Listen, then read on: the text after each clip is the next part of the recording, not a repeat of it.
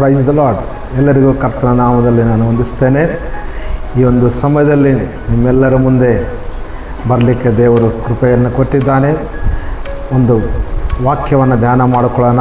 ನಮ್ಮ ಆಶೀರ್ವಾದಕ್ಕಾಗಿ ದೇವರ ವಾಕ್ಯದಲ್ಲಿ ನಾವು ನೋಡುತ್ತಾ ಇದ್ದೇವೆ. ಮತ್ತಾಯನ ಬರೆದ ಸುವಾರ್ತೆ 6ನೇ ಅಧ್ಯಾಯ 33ನೇ ವಚನದಲ್ಲಿ ನಾವು ನೋಡುವಾಗ ಯೇಸಪ್ಪನು ಈ ರೀತಿಯಾಗಿ ಹೇಳಿದ್ದಾನೆ, ಮೊದಲು ದೇವರ ರಾಜ್ಯಕ್ಕಾಗಿ ನೀತಿಗಾಗಿ ತವಕ ಪಡಿರಿ, ಆಗ ಅವೆಲ್ಲವೂ ನಿಮಗೆ ಸಿಗುತ್ತದೆ ಎಂಬುದಾಗಿ ದೇವರ ವಾಕ್ಯದಲ್ಲಿ ನಾವು ನೋಡುತ್ತಾ ಇದ್ದೇವೆ. ನಿಜವಾಗಲೂ ಇವತ್ತು ನಾವು ನೋಡುತ್ತಾ ಇದ್ದೇವೆ, ಲೋಕದಲ್ಲಿ ಪ್ರತಿಯೊಬ್ಬರೂ ಕೂಡ ತಮಗೆ ಬೇಕಾಗಿರುವುದನ್ನು ಹುಡುಕೊಂತ ಹೋಗ್ತಾ ಇದ್ದಾರೆ.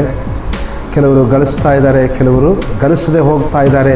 ಆದರೆ ದೇವರು ಏನು ಹೇಳ್ತಾ ಇದ್ದಾನೆಂದರೆ, ಮೊದಲು ನನ್ನ ರಾಜ್ಯಕ್ಕಾಗಿ ನೀತಿಗಾಗಿ ತವಕಪಟ್ಟರೆ ನಾನು ನಿಮಗೆ ಬೇಕಾಗಿರುವುದನ್ನು ಕೊಡುತ್ತೇನೆಂಬುದಾಗಿ ಕರ್ತನು ಹೇಳಿದ ಹಾಗೆ ನಾವು ನೋಡುತ್ತಾ ಇದ್ದೇವೆ. ಆದರೆ ಇವತ್ತು ನಾವೆಲ್ಲರೂ ಕೂಡ ದೇವರ ಮಕ್ಕಳಾಗಿ ನಿಜವಾಗಲೂ ದೇವರನ್ನು ಹುಡುಕುವಂಥವರಾಗಿ, ಆತನ ಸನ್ನಿಧಿಯನ್ನು, ಆತನ ನೀತಿಯನ್ನು, ಆತನನ್ನು ನಾವು ಅಪೇಕ್ಷೆ ಪಡುವಂಥವರಾಗಿರುವುದಾದರೆ ದೇವರು ನಿಜವಾಗಲೂ ನಮ್ಮ ಜೀವಿತಗಳನ್ನು ಕೂಡ ನಮಗೆ ಬೇಕಾಗಿರುವಂಥ ಪ್ರತಿಯೊಂದನ್ನು ಕೂಡ ಕೊಡಲಿಕ್ಕೆ ಆತನ ಶಕ್ತನಾಗಿದ್ದಾನೆ.